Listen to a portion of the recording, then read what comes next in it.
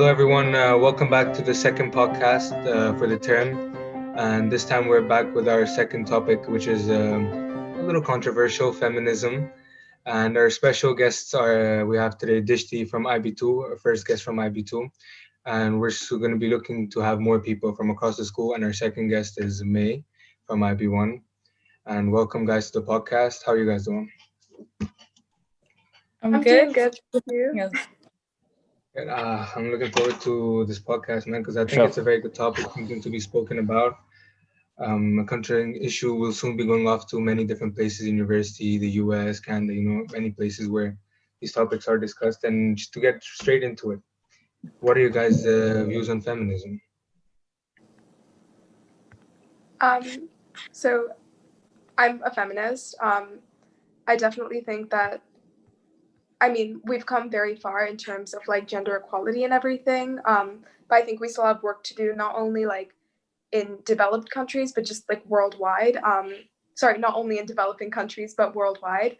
And I think it's important that we're all educated on the topic of feminism and how, the world functions for women. So, yeah. Before going further, what do you guys define as feminism? I think we should just get that clear before. I think it's quite straightforward. I think a lot of people complicate it more than it needs to be. Okay. I think it's in the basic of terms that women and men should be equal in every way of life. And I think a lot of people think that it's women should have more rights, but that's not what feminism is. I think it's just the fact that they should be equal, and that's not the case currently. I think very much because by that definition, I think who wouldn't be a feminist for equal rights? If someone's scared to have equal rights, it's either themselves, they aren't competent enough to have someone against them. But I think very much why people seem to misunderstand the idea of feminism or overcomplicate it, so to speak, is because of the extreme or movements that are going on right now that have completely flipped the idea from original feminism being let's have equal rights, which weren't, of course, in the certain times. Men and females and men did not have equal rights, equal opportunities in life. But I think now, very much, as this you said, especially in developed countries, I think the issue is non-existent at the point. And in developing countries, of course, there's things that needs to be done, which are in many sectors. But to ask Ibu's first question, is by the original definition of feminism, to what extent do you think that as a worldwide and then divided into particular countries or, developing and developed countries, have we reached the success point or the point of where it's now equal? So personally, I think that, we've come much farther in developed countries, but we still have a long way to go. Because feminism, it's like those big things, like girls should be educated, girls shouldn't be raped, for example. I know sexual violence extends to men as well, but I feel like the moment it's like a majority woman issue. So like, that stuff has been established, but like, even in developed countries, there are things like that people still don't understand, like let's not use girl as an insult. Let's not, like in media, let's not constantly cater to the male gaze, or let's not catcall women on the street. You get what I mean? Like I think it's come very far, but even in developed countries, there's a long way to go. But I definitely think that with education, we can achieve like a really good outcome, like even within our lifetimes.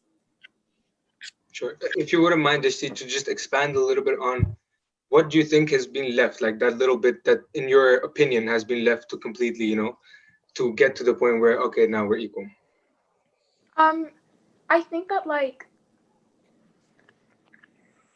probably like the whole aspect of street harassment is a big one for me, because like I feel like it's been normalized so much. Like we're like pretty much every girl that I know has been like catcalled at least, or like I think using the word to be normalized, I don't think that would be very straight on with the idea, because I don't think it's normal, or I think any of us or anyone would agree, other than the person, of course, catcalling. And I just want to start over saying it's very bad. It's disgusting for a man to do that, or for a female to do that for a man, but generally the other way around to do that. But I don't think it's normalized, because I don't think it's accepted in the side. I don't think, especially, I don't think with the majority, I don't think that it's accepted to catcall a girl or to sexually harass someone or any form of crime, for say, that's gender related. I don't think that's normalized. I get what you mean, and I get where you're coming from, but the thing is, like, the majority of women that you see have gone through that, and I feel like even like when I ask, because I run this thing called Speak Up, right? And it's like, oh, have you been through sexual violence? And it's like, oh no, I wasn't raped, I wasn't assaulted, like I've only been like, catcalled or whatever. Like, and I feel like it's just been like, it's just seen as this normal thing that happens to women when we're growing up. Like the first time I was catcalled, I was like 7, which is insane. But like, like it's just this part of growing up as a woman and existing as a woman in the world.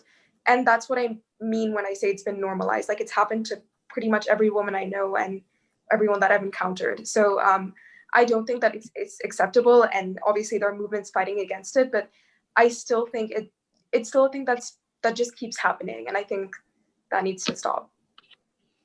Sure. If you wouldn't mind, Ibu, what would your view be on it? In my view on in terms of what this teacher said. I think in terms of it being normalized, of course, we're only 17, 16-year-olds, and I personally haven't lived in Western countries. I've only lived in Dubai for the most of my life, definitely since I could remember what living means. And of course, from the boy side, you can't really understand what women are going through. So I guess from the male perspective, you got to take what the girls say and their experiences. If they feel they're mistreated or they feel they're discriminated, it's hard for me or as a boy to say, no, you shouldn't be feeling that way. That's where I kind of stand. For girls to bring up their issues, because as men we will never understand what they feel like. And that's same with any differences, because when we say we're equal, I believe we're equal in terms of value, no doubt, but I think we're different.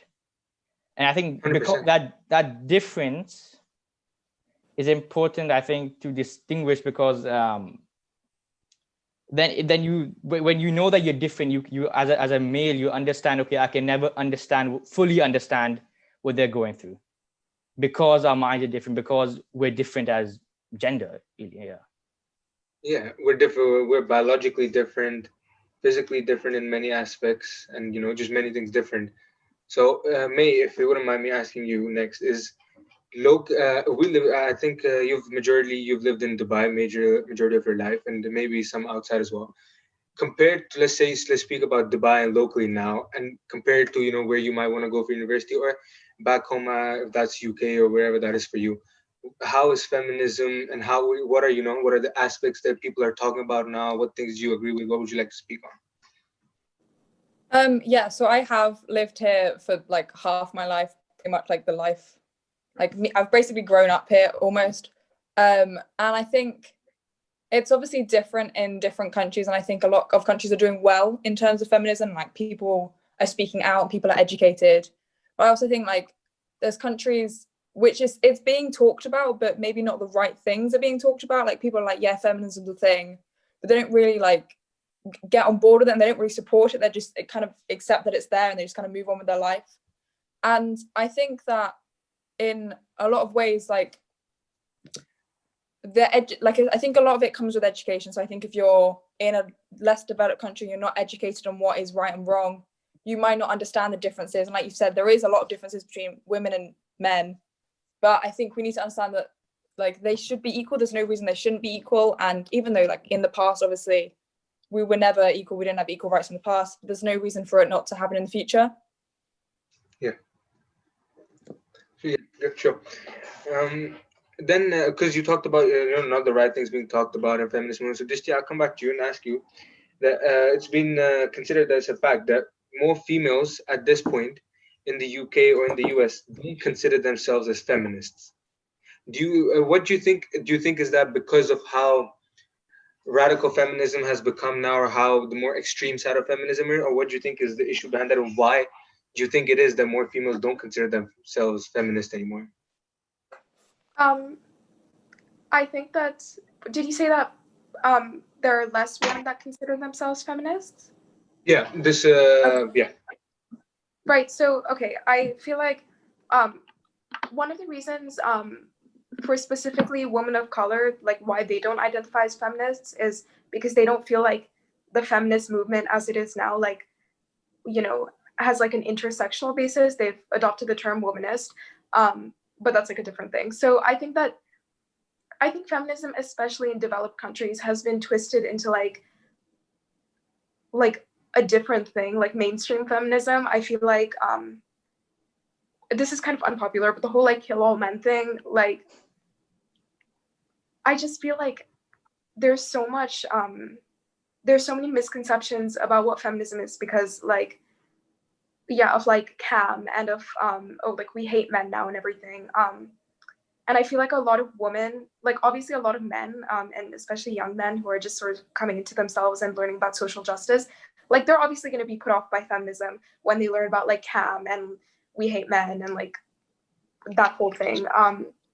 But I feel like when women see that and they see like they're being told that feminism is equality of the sexes, but then they see feminists saying kill all men, like those things don't really go together. And so I feel like that's why a lot of girls are discouraged from calling themselves feminists and identifying with the feminist movement, because it's in the mainstream, it's kind of been like twisted into like a new thing. And I get that the kill all men thing is a joke, like we hate men is a joke, but like it still sort of leaves this impression. I think nowadays it's becoming, they're increasingly in population in how those groups are going because of how much I think. So yeah, I think it is a joke, but I think it's got to a point where it's become a little more than a joke. I guess, yeah, but some people can get super aggressive with it, and that's sort of become, I guess, the face of the feminism movement, which I hate, because like that's not what it's about. And yeah, but like that's why so many people are discouraged from calling themselves feminists. And yeah, like there was a point, like I think last year, that like I just saw that that whole Cam thing was going around, and like I was just like, that's not what this is. And I like for a brief period in time, like I felt a bit uncomfortable calling myself a feminist, and I thought of like switching titles to like maybe womanist or something, because the movement was just kind of co-opted and made into something that it's not. Sure. Because now in the call we have 3 people who are brown. We're not discriminating against you, mate. But to go to speak about our country, we're India, Pakistan, and those countries, because I know this year from India. Feminism in India, how is it? Because I don't know much about India. So what do you think? Because you talked about it, not developed countries still need a lot more work, a lot more education in those countries. So what to just on feminism on India, what do you think is, how is it, just in general?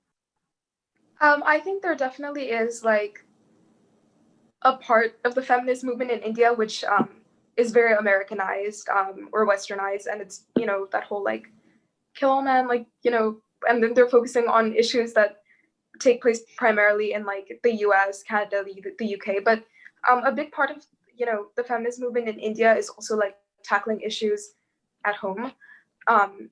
So like a big thing is like street harassment, like catcalling, and then rape and honor killings and that kind of thing. So I really respect the feminist movement in India and like what a lot of feminists there are doing to like better conditions for women in India. Sure. And able to come back to you to speak on what your perspective on that would be. I feel like in Pakistan, at least, or in our area, less women or even people are attached to the feminist movement because they feel like it's a Western concept. kind of thing. And as Dishti said, it got westernized a bit, and because of that, there's not much connection. But I still believe the core values. I think no matter where you're from, women want to have the ability to succeed in life if they put in the work. And I think that's same with wherever you live. I think it's just the title, the labeling of the group, which is different, and there's not much connection to that, which I don't think is much of a problem. Sorry. I think the main thing is the values. I think the label is just a label. It's just to yeah. I think we're in Pakistan for sure. I think we've made some steps ahead to achieve more equality. Like we have the new law now that 30% of our parliament has to be female based on quota. Like it has to be. And I think that can be a good thing, because now what that leads me to a question is, do you guys believe that males and females should have equal opportunities, or are we aiming for equal outcomes? May. I think that we should definitely have equal opportunities, but obviously there is definitely differences in the outcomes we want. Like I think the argument that a lot of people put forward is a lot more women are teachers and a lot more policemen, for example, will be men. I was like, yeah, but that doesn't mean we should be giving different opportunities. If a man wants to be a teacher and a woman wants to be a teacher, they should be given the same opportunity, despite more women tending to be teachers and despite more men tending to be policemen, for example. Those are just examples. But like, no matter who you are, you should be given the same opportunity, even if you don't necessarily tend to go for the same things. There's no reason to differ in the opportunities that you're given. Okay, so you would disagree with equal outcomes? Yeah, I think a lot of men and a lot of women do go for different things in life. They don't want the same things in life. I know. I just think it's unlikely that every man and every woman will want the same outcomes in what they do in their jobs, for example, but it doesn't mean that they should be discriminated against because of that. I totally agree. All we can aim for is equal opportunity. If it turns out, and of course there's no conclusive evidence, but there is some evidence, if it turns out that with equal opportunity they choose different things, then there's not much we can do, and we shouldn't force it on different people to go in these certain areas because there's not enough men here or there's not enough women here. I think the key is always opportunity. If they want to go there, then they can, kind of thing. I think now in developed countries, for sure, I think equal of opportunity is not an issue anymore. It would still be in non-developed countries or countries that are not educated, but I think in developed countries, this for US or the UK, I think that's where it mainly is. So for the speaking of it, equal of opportunities is not an issue anymore. It's more about, I think people now trying to push for equal outcomes. And now that I'm going to talk about is the gender pay gap. Because that's something I think you hear very much. If you talk about feminism, you're going to hear the gender pay gap.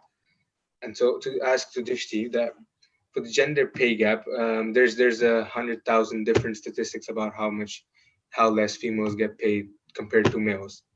And so I want to ask your view on that, and what you think. Do you actually think the gender pay gap even exists? So I was actually just reading about a study done by Cornell. It's this New York Times article which was published in 2016, and it says a new study from researchers at Cornell found that the difference between the occupations and industries in which men and women work has recently become the single largest cause of the gender pay gap. So a study shows that when women enter fields in greater numbers, the pay declines for the same jobs that more men were doing before. So when there's a male-dominated industry, but women enter in great numbers, the average pay or the median pay actually drops, which I think is. I think with that study, you would also have to add the fact that, let's say, for the fact of a job position, let's say CEOs, right? For the sake of, let's say, CEOs, if it's a male-dominant position, and you're gonna have more females entering, I don't think, because CEO of Amazon is not gonna earn as much, let's say, a CEO of Repton. A CEO of Repton is not gonna earn nowhere near what the CEO of Amazon earns.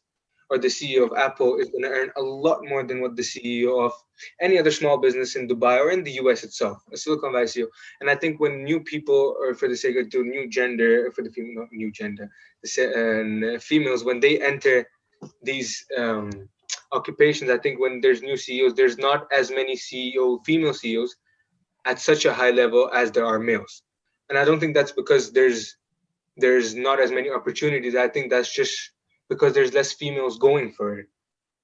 If right, and to the study that you said, I think to that study would also have to include the fact that how many females at what level, because the same degree or the same job can mean many various things when spoken about in different levels. No, I definitely agree that like I feel like, okay, personally, I haven't read through this entire study myself. I just read this article today, and I would definitely have to go into more like depth when researching it and figuring out like what factors they considered and what they didn't. But like, I just feel like the thing that you were saying about like less female CEOs entering the industry and all, I feel like that's like, would you not chalk that up to unequal opportunity? Because I think there are many ambitious women who would go for it, but like, yeah. But I'm not saying what I was trying to say. If you misheard what I was saying, or if you misunderstood what I was trying to say, is there should be an absolute equal if for a female and a man to become a CEO of any company in the world. But I just think that there's more males going for it, not for the fact of a female being a female and she doesn't have representation in that sector. It's just that there's more females will, let's say, want to be nurses than compared to males. This is not a statistic, I'm just saying. And if there were, then for sure in that field, females will get paid a lot more than males. If there's just more females, there's more females than males going for it.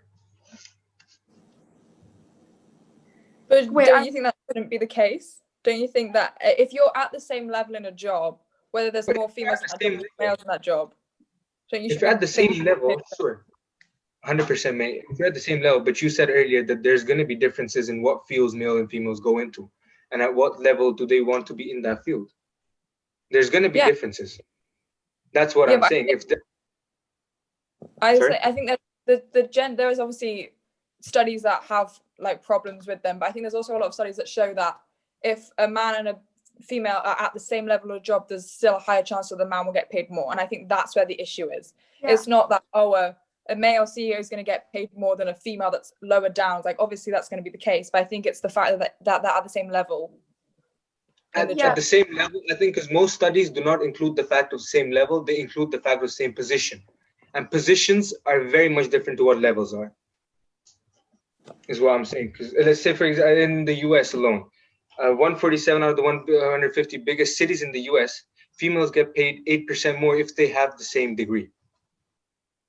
Right? What I'm saying is if they have the same qualifications, I don't think it's a matter of someone or females being discriminated against. I think it's more of a fact of at what level they're doing it. I mean, okay, so there was this one study done using US Census data from 1950 to 2000, which was 21 years ago, but it's the most comprehensive study that's been done. So they found when women moved into occupations in large numbers, those jobs begin paying less, even after we control for education, work experience, skill, race, geography. And they said there's substantial evidence that employers place a lower value on the work that's done by women. So like when I read something like that, I definitely feel like, there is gender bias when we're talking about like, how much women get paid versus like how much men get paid. I mean, it's definitely something I want to look into more. But like, it definitely seems like that to me. Like from what I've read. And that might be the case. Of course, we're all. I don't know the figures at least, and I haven't done the research myself. And if that is the case, if men and women, if men and women are theoretically equally capable and they're getting paid less, different amount, then that is unfair. But I think there's nothing like intrinsically wrong with there being more men CEOs, or there's more men men are earning more, or women are earning more. The end of part 1 of the Feminism podcast. It did stretch out a little bit, so we had to do it in 2 parts, and we'll hopefully see you in 2 weeks back with the second part. Thank you.